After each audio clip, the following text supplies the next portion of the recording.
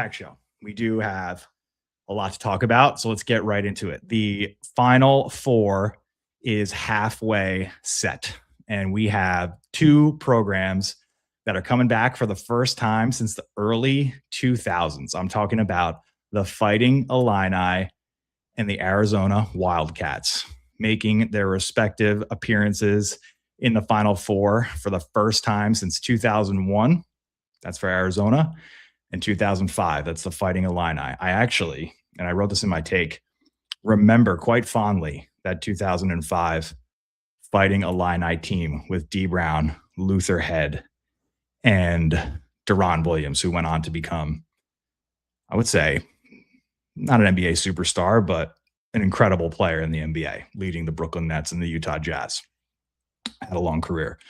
So the game itself, thank you. The game itself was the first of two. It kicked us off last night. And both games followed a similar script in that the first half was quite entertaining. Iowa actually jumped out to a pretty big lead. Coming into halftime, Illinois was sluggish. Coming out of halftime, totally different ball game, totally different team, totally different motivation. Delay. What's up, Edge Letty? Yeah, I can't forget D. Brown. D. Brown was a legend with those shorts. He totally shook me there. So what was I getting into? Oh yeah. So the first half, all Iowa. Second half, all Illinois. The guy who I think is the difference maker on this team is that freshman who I actually had never heard of up until last night, but I think he got like he got the most voted. Yeah. He got the most voted, I think. This kid, yeah, Keaton Wagler. Apparently he is a freshman and he balled the F out last night. Him and Peja Stojakovic's son. So I was saying to Molly, like, these guys are all from the Balkans and they can shoot, they can pass, they play selfless basketball. It's just kind of the curriculum over there. I'm talking about guys like Joker, guys like Luka.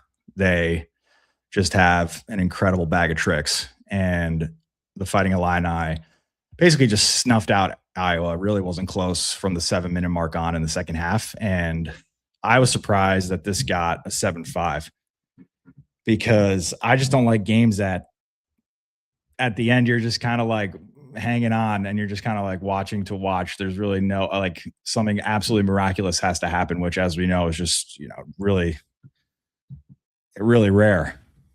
Oh no, yeah, it's Letty. If you're still watching, I actually put D. Brown right in my take here. So I did not forget about him. We had General Dumb, first time in his life that they're going to the Final Four. It's the first time in most people's lives. It's crazy. On the broadcast, they said the Fighting Illini are going back to the Final Four for the first time in 25 years. And I was like, oh, no, sorry, for the first time in 20 years. And I was like, what are they talking about? And then I was like, oh my God, I'm 35 years old. I was 15 the last time these guys were in the Final Four. And the big takeaway here was the horn going off at like set 5 minutes in. I think the first media timeout, the horn broke.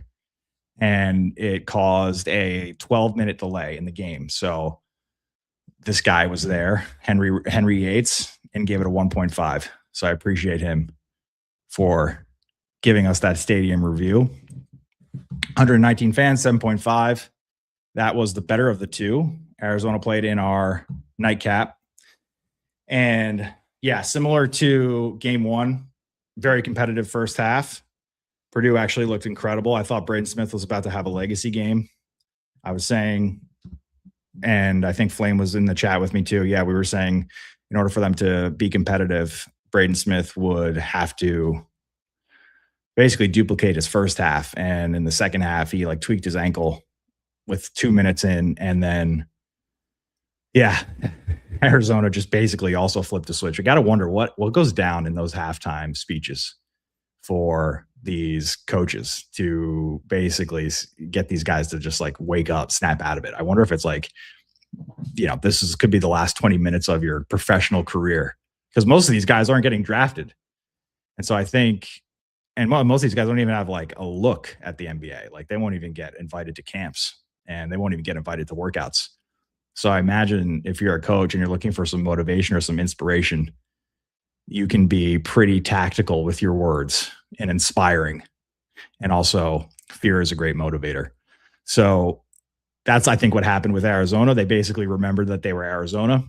Koa Pete, Burries, that freaking Greek guy. He's that mythical creature, Krivas, I think his name is. I love it when Harlan says his name. And Koa Pete, man, he's just like him and Taris Reed, I think, are the two beefiest boys left in the dance. I think between the two of them, they're probably like 400 pounds. And I would love to see those two go at it. I think everybody wants to see that, honestly. And not to say that my guy Oscar Clough is the most center name of all time. I was thinking about that too. I kind of want to do a Final Four of basketball names, like who of the Final Four teams has the best basketball name on each team. So maybe we'll do that tomorrow when we know the Final Four teams. But Oscar Clough, RIP, because you would have been my choice for Purdue if they made it. The rating here, 7-1, I think is also super generous. I think I gave it like a 6. Yeah, 6-6 for me. Disappointing. And I think, look at the second half. They outscored them by 22 points. Wow. This was a beatdown. And Burries hit that 3. Very disrespectful with half court. I mean, it was like he had to shoot it or take the violation. Well, you could always take the violation. You could always just have a turnover. But yeah, that shot was that was pretty disrespectful. The half court shot from Burries was just for funsies. That was a nice take. Thanks. That was a Purdue magnet ball first half. The huge run from Arizona in the second half was so inevitable. T. Clem, just short and sweet. Has great takes. Kopi was awesome. Purdue just couldn't hang for the last 5-ish minutes, but that first 35 was fun. I'd say a little bit longer than 5 minutes. I think kind of got out of hand at the 12-minute mark, and there was just no coming back. So congratulations to Arizona. Congratulations to Illinois. Very exciting that their droughts are respectively over. We will see them in the Final Four next week, which is crazy to think about. We have an entire week off from the madness until we see the Final Four, which will be determined today. We have an all-time coaching matchup today with Dan Hurley versus Shire. And that he's a psycho. Oh, my producer asked, what do I like about Dan Hurley? I like that he is just so insufferable. I think he's just a funny guy, and he is a winner. So it's like you have to bear him because he's always on your television because they always win games in March. And I love that he's just constantly jawing at the referees on the sideline. Sometimes it's like too much. It's like, you almost need to get that guy. You need somebody to just rein in Dan Hurley on the sidelines because the guy is just a maniac, but it works. And I like Ball. I like Caravan. I love Taris Reed. That guy's an absolute creature. Taris Reed, to me, I look at him and I'm like, he looks like he ate RJ Barrett. He really does. Like, he's got the same facial features. It's like if RJ Barrett put on 50 pounds and grew 3 inches and got worse at free throws, but got a post game. So that's going to be an incredible matchup. And then the other matchup you have, how am I blanking on this? Why don't I just look at my little thing here? Michigan, Tennessee. So Dusty May and the boys. Yeah, I think anything less than a Final Four for Michigan would be a massive failure. So you can see my picks there. I got Michigan and Duke. I'm riding with them, although would not be surprised if Hurley pulls some magic out. That is the last. Oh wow, and it's an early start today. So 2:15 and 5:05. I think they finally have some respect for us, like letting us go to sleep early enough on a Sunday night. Appreciate that, NCAA. All right, so that will be a little tip of the cap for us and kind of winding down March. And something's happening here that I think didn't happen last year with kind of like the off ramp of college basketball and then the on ramp of baseball. So baseball is very much in a renaissance. Like there is just a renewed energy around the sport that I have not seen in probably, I want to say like five to 10 years. It's been a minute since I have enjoyed and looked forward to baseball this early on in the season and was current on events and players and things that are happening in stories and plots. I think it a little bit had to do with the World Baseball Classic being such a smashing success. I think you also have this dynamic of the international players and like the Otanis of the world and all these guys coming over from Japan, making immediate impacts. Guys on the Cubs like Shota. There's this new guy. I don't want to butcher his name, but he's already like smacking homers. He's got two. It's like his name is like Matsumoto something. And then you have Yamamoto on the Dodgers, another incredible pitcher. So you couple that with the fact that there's also a lot of like MLB fans on RateGame rating these games. And then you sprinkle in the day that we had yesterday where 6 games went to extras. And I think there was a 7th that was a walk-off grand slam by Dom Smith for the Atlanta Braves. So one of the crazier days that you'll see in baseball on the first Saturday that we have. And I say that, if this keeps up, we're in for an absolute treat. So just looking at the board for these games. Yeah, I just want to tee it up here.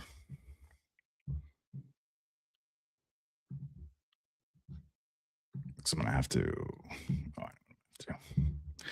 go here. Here. There we go. Okay. Nice. Perfect. Can you see that? Oh, nice. Yes, you can. All right. So from the top, you had Ernie Clement with a walk-off for the Blue Jays. That's the second walk-off in as many games for them. Back-to-back walk-offs to start their season. You had the Reds walking off the Red Sox after blowing the save. Emilio Pagan blew the save. Sal Stewart had a homer in this one. Who's the player of the game here? Dan Myers. Okay, the center fielder. Stop it with the extra innings. I can't. It's a random Saturday. My heart is going to explode. New York Depression. Shout out New York Depression, who got his significant other on RateGame, and her username is New York Happiness. So you need that yin and yang to, I guess, come on RateGame and rate games with your significant other, because I guess he was going through it. He's a Mets fan, so I totally get it. Zach, the resident Philadelphian, and got it. Yeah, the red team had to win this one. So that's an 8-4. Okay, in this game, history was made. This guy, Chase DeLauder, who your boy picked up from a free agent randomly on a Thursday morning of last week. Just saw him there sitting on the wire and said, come to Papa. So he's on my fantasy team. And he went on and proceeded to make history. So he becomes only the second ever baseball player who's a rookie to start his career with 4 home runs in 3 games. The other person to do it, Trevor Story. And I remember when Trevor Story came on the scene, I think he ended up hitting like something like 6 or 8 home runs in like his first 10 games or something. Trevor Story came in and was just a force. And then he kind of fizzled with the Red Sox now. think he won Rookie of the Year that year. So Chase DeLauder, much to be happy about if you are a Guardians fan, because the guy took that fourth home run that he hit last night in the 10th inning was an oppo shot, and it looked like he wasn't even like really wanting to swing at it. It just looked like he like made partial contact and the thing flew out. Crazy power with him. I think his whole story is he needs to stay healthy. So fingers crossed for Chase.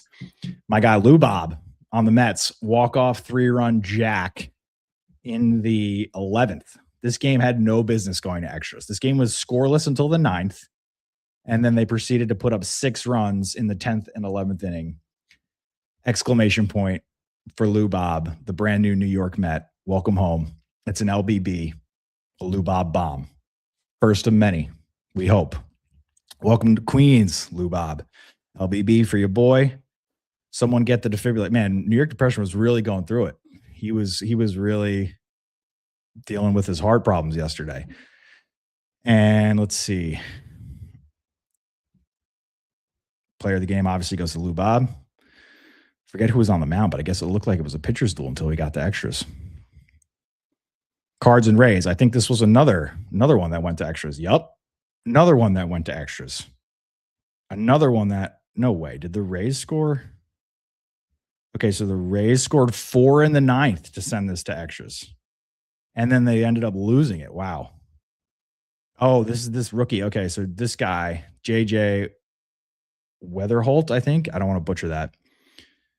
But he is, so the one of the plot lines here, one of like the early storylines in the Major League Baseball season is that these rookies are getting a chance to play right away instead of this like super manipulative tactic that ownership and management usually deploys, where they have to monitor time served for rookies so that they basically can like bring them up midway through the year and it still doesn't count as their rookie season. It's a weird thing. Not the case this year. So we're seeing them play right away and they're making impacts right away. Chase DeLauder, rookie. This guy, rookie. There's a lot of other rookies that I'm, not bringing up, but very cool. Very good for the game. Good for baseball.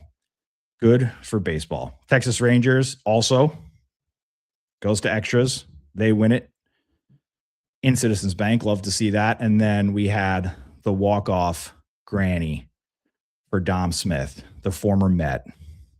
Bottom 9, a 6-run 9th. So they were down 2-0 on death's doorstep, putting up 6 runs, including a walk-off grand slam. I thought I had it up, but maybe not. Okay. All right. So incredible Saturday yesterday. I think the MLB alone had a 7-3 across all these games. There was like 15 games. So certainly a treat. Love to see all these ratings for it being so early in the season. It's a long season, folks. So strap in. We have a lot of games ahead of us, a lot of games to rate. So the other thing I wanted to talk about is so far in the MLB season, we've seen this new aspect of the game, this new element of the game, and that is the introduction of the ABS system full-time for the first time. There's no more experiments. It's not down in the minor leagues. They brought it up.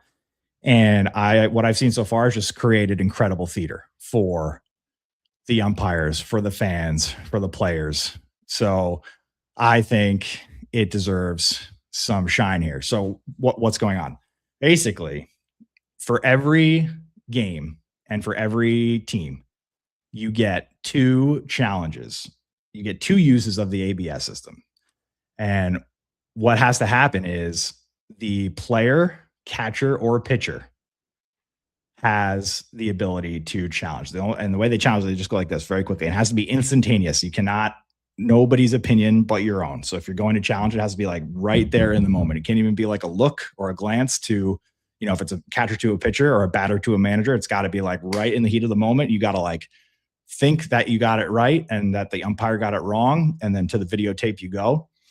And so what this makes for is catchers and batters I haven't seen it yet from a pitcher, basically exposing umpires who get the calls wrong when they get the challenge right. And it just makes for incredible theater because you have, the umpires, they have to stop the game and they have to basically signal that they're getting called out. So I'll show you a great example of this. Yesterday in the Red Sox-Reds game, this is the home plate umpire. His name is CB Buckner. And, Eugenio Suarez is up to bat. He's got full count. So the ump is about to say he just struck out here. Okay, looking at a pitch. Not so fast, says Eugenio. Point. Here comes the 1-2.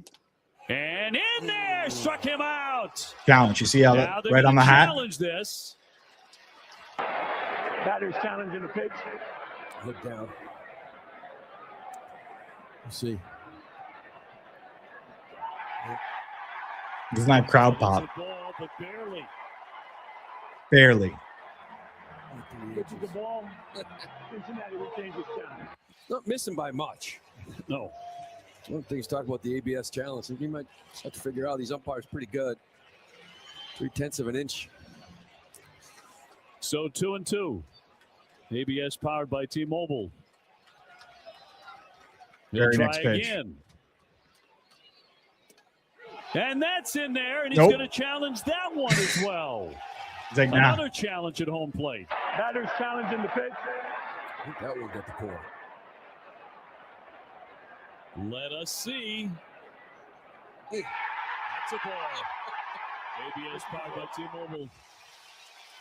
That one's even worse than the other. An inch off. Well, we saw a challenge last night from Roman Anthony go his way that kind of really opened the game up. Watson trying to fit. All right, so he goes. So the home plate umpire basically embarrassed there because 2 calls in a row he got wrong, not by much, but you get the point. It just makes for great theater. And you also have, where was it?